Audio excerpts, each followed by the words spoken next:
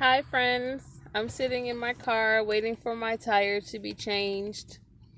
I figured since I'm waiting, I'll tell you guys a Uber story. Probably not a juicy one. Um, I guess I could tell y'all about the time when I kicked the old lady out my car. So, I was driving one night, everything was all chill and it was all great. And I pulled up, it looked like some people was having some kind of party. And I was like, all right, well, let's pick this person up. I'm thinking it's going to be one of these young people at the party or something. And I'm just waiting. So then the time ran out on the timer. And I'm thinking to myself, like, is this person coming? Do they still want their Uber? So I was waiting. It was like a little shopping plaza up on a hill, but the hill was like really steep. And I didn't want to drive my car up this hill. So I was like waiting, like, right by the driveway of the hill. And I was like, whoever it is, they just gonna have to walk down here. She calls me on the phone after the timer done ran out. Hey, I need you to pull up here in front of the door because I have some stuff that I need to put in the car. So I was trying to be a nice Uber. I was like, well, okay. So I pulled up in front of the door and she did not have any stuff. It was like her bag. I think it was like a big ass purse. So she getting in the car and she was complaining because I was sitting out at the hill. She was like, "You are super late, blah blah."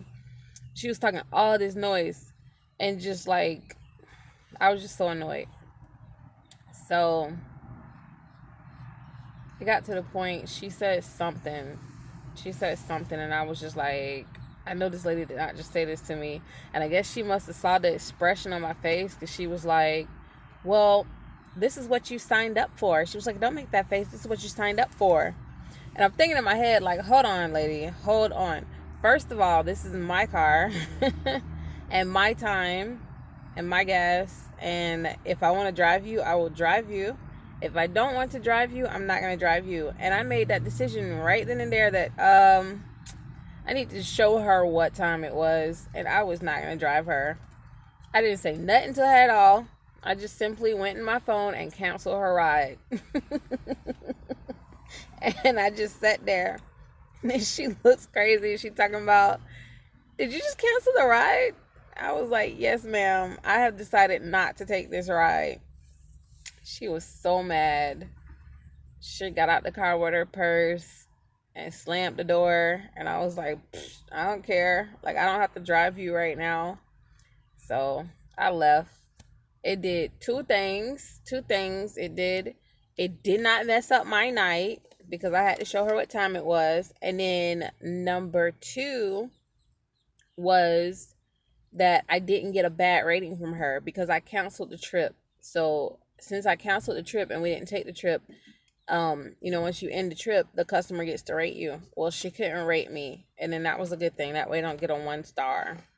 You always get those randoms that want to give the cool Uber a 1 star, and I kid you not, I'm like the coolest Uber you can get.